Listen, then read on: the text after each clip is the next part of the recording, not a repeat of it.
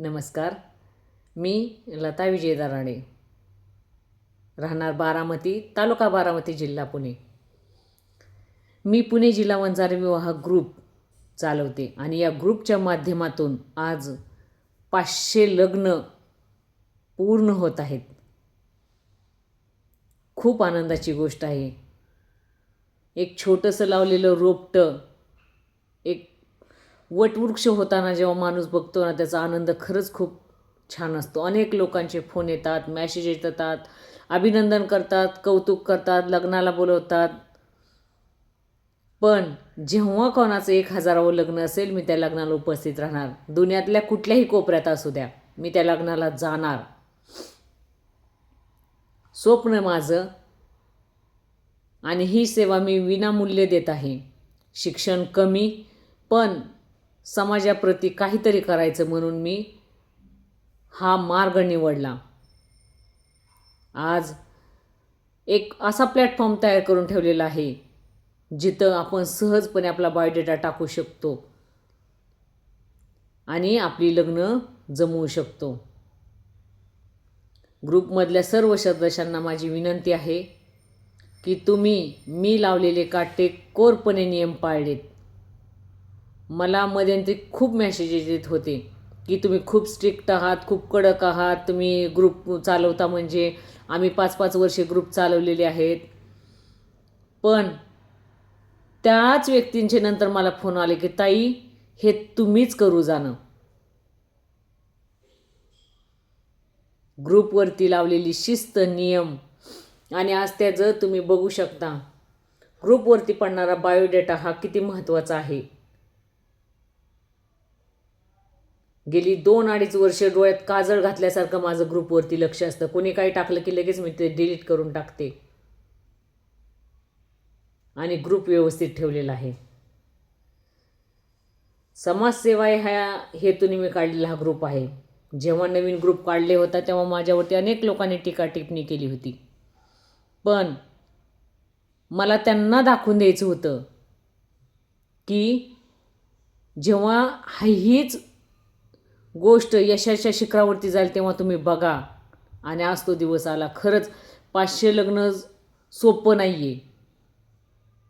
आज आपण बाहेर जेव्हा जातो 4-4 हजार रुपये फीस भरतो, कुठलेही मेट्रोमुनी असू द्या, त्याच्यातही सेक्युर नाही. पण जेव्हा वंजारी विवाह ग्रुप चालवते त्यावेळेला हक्काचं कोणतरी आहे असं लोक मला फील करून देतात. खूप हक्काने फोन करतात, ताई आमचं लग्न जमलं, आणि सांगतात, बोलवतात. तुम्ही दिलेली दुआ हीच माझ्यापर्यंत पोहोचली. हेच माझं यश आहे. अनेक लोकांचे फोन येतात, जेव्हा त्यांच्या डोळ्यातून अश्रू येत असतात. अनेक अनुभव आले मला या गोष्टीतून. जेव्हा मी पुणे जिल्हा वंजारी विवाह ग्रुप चालवते तेव्हा या 2 वर्षात एवढे अनुभव आले मला की काही लोकांचे नवरे गेलेले आहेत, त्या मुलींची लग्न जमली, कुणाचे बायका गेलेल्या आहेत त्यांची जमली, ज्यांचे आई वडील नाही आहेत त्यांचंही लग्न या ग्रुपच्या माध्यमातून जमलं. विचार करा, ज्याचं कोणी नाही त्याचा देव असतो म्हणतात. आणि योगायोगाने त्यांना हा ग्रुप सापडणं. अनेक ग्रुप आहेत जे फ्री सेवा देत असतात, मोफत समाजसेवा करत असतात. त्यामध्येच मी एक आहे. अतिशय कमी शिक्षण झालेलं आहे माझं, पण फक्त विचारसरणी चांगली, जिद्द चांगली. मी माझ्या घरातला टी व्ही 10 ते 12-15 वर्ष झालं असेल माझ्या घरातला टी व्ही बंद आहे, फक्त मुलांसाठी. मला वेळ फक्त माझ्या मुलांसाठी द्यायचा होता. सोपी गोष्ट नाही आहे. खूप कमी महिला आहेत अशा ज्या टी व्हीला कनेक्टेड नाही आहेत. आपल्या मुलांवरती लक्ष द्या, आपल्या मुलींवरती लक्ष द्या. पटापट लेकरं मोठी होत राहतात आणि नंतर लक्षात येतं की अरे टाईम द्यायचाच राहून गेलं. आपण सगळे सुज्ञ आहात, मोठे आहात, वकील आहात, इंजिनियर आहे, त्याच्यात DYSP आहेत, पोलीस आहेत, सगळे मोठे दर्जाचे राजकीय लोक या ग्रुपमध्ये आहेत. मी खूप लहान आहे त्या मानाने. फक्त आपली एक म्हणतात ना प्लॅटफॉर्म तयार करून ठेवला आपल्या समाजासाठी. निस्वार्थपणे ही सेवा चालू आहे आणि 1000पर्यंत ही सेवा निस्वार्थपणे चालू राहील. आपल्या मुलामुलींची लग्न जमवा. जेव्हा मी हे ग्रुपच्या माध्यमातून जेव्हा लोकांचे मला अनेक फोन येत असतात, दिवसभरात अनेक फोन येत असतात. कुणाचं 30 वय झालं, कुणाचं 35 झालं, कुणाचं 28वे चालू आहे. अनेक लोक, अनेक प्रॉब्लेम्स. पण त्याच्यावरती न बोलता फक्त एकच सांगते की लवकरात लवकर निर्णय घ्या, माहिती मिळवा. एखादं स्थळ जर पसंत पडलं तर आवर्जून चौकशी करा. त्यात राग मानण्याची कुठलीच गोष्ट नाही आहे. आमची चौकशी केली असं नाही. कारण आज समाजामध्ये जे दिसत आहे ते उघड्या डोळ्यांनी पाहिलंच पाहिजे. ते डोळे झाकून बंद करून फक्त आमचा तुमच्या विश्वास आहे किंवा असं प्रश्न याचा नाही आहे. आज समाजामध्ये अनेक गोष्टी चाललेल्या आहेत. त्याच्यावर न बोलता आपण फक्त आपल्या ग्रुपच्या माध्यमातून जे लग्न जमवत असतो त्याविषयी बोलत आहे मी. एकमेकांची चौकशी करा, माहिती करा. एकमेकांच्या घरी जाताना कमीत कमी 3, 4 आणि लास्ट 5 माणूस घेऊन जा. 10 जण घेऊन जातात लोक, योग्य नाही आहे. जेव्हा तुम्ही मुलगी किंवा मुलगा बघायला जात असता 5 व्यक्ती, जास्तीत जास्त 3, 4 एंड 5 लोकांवरती करा. दुसरी गोष्ट, लग्न जमवताना ज्याच्या त्याच्या याच्यानुसार जो तो आपापले लग्न जमवणार आहे.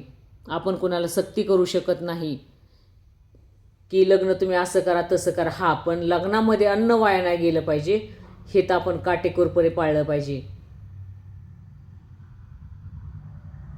तिसरी गोष्ट, जेव्हा बायोडेटा ग्रुपवरती पडला जातो, तुम्ही एकमेकाशी जेव्हा संवाद साधता, पसंत असेल तरी यस म्हणा, नसेल तरी नाही म्हणा. स्पष्ट बोलायला शिका.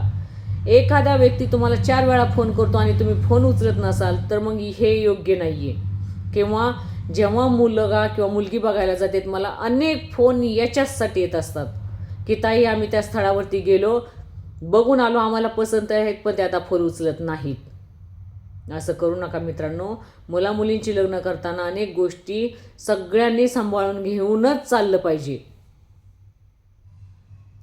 या माध्यमात उतरल्यामुळं मला या गोष्टी समजलेल्या आहेत.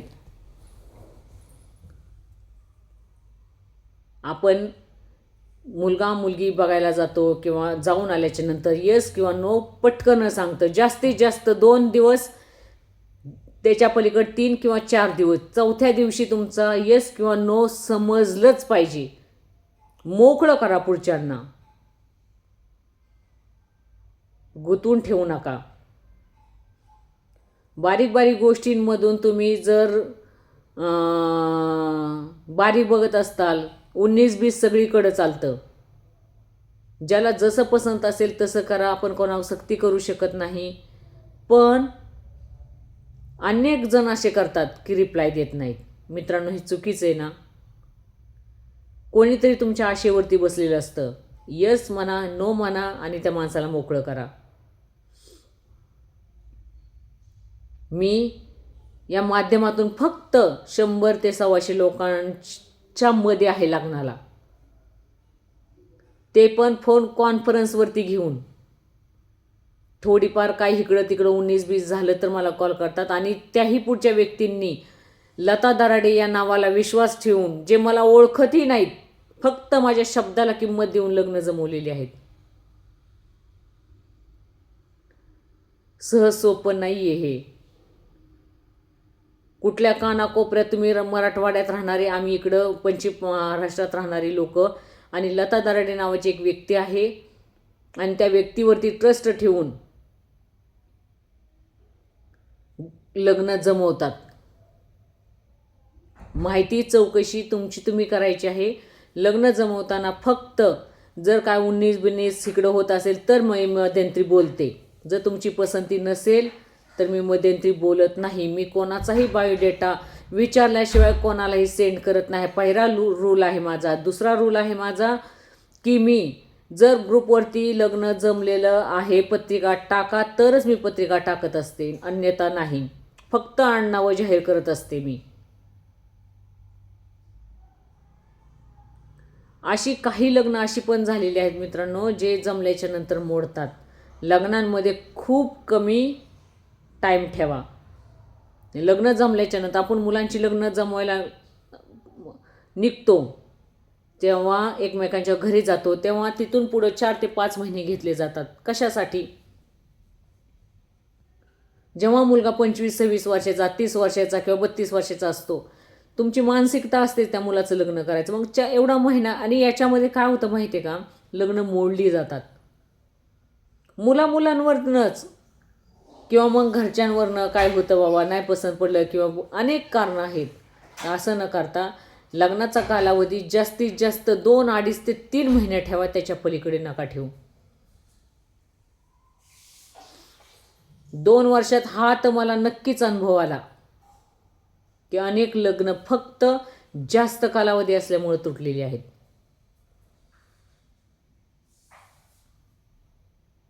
या ग्रुपवरती बायोडेटा टाका. पसंत मुलगी पडली, पुढे जा. अनेक अधिकारी, पदाधिकारी, उच्चवर्गीय आहेत या आपल्या ग्रुपमध्ये.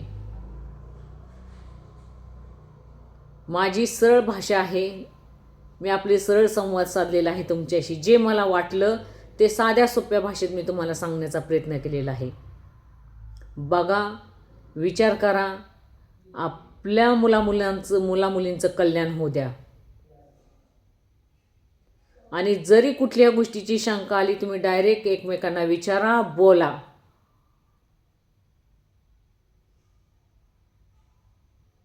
आणि यशस्वीरित्या आपली लग्न पार पाडा. जर बोलण्यातून माझ्या काय शब्द चुकले असतील, इकडं तिकडं झाले असतील, आपली मुलगी बहीण समजून क्षमा असावी. जे बरोबर आहे ते माझ्या आई भावांचे शब्द, माझ्या जगज्जननीचे शब्द, आणि आई भावानीच्या कृपेने हा ग्रुप असाच चालत राहावा, ही जगदंबेचरणी प्रार्थना. जय हिंद, जय भारत, जय जवान, जय किसान.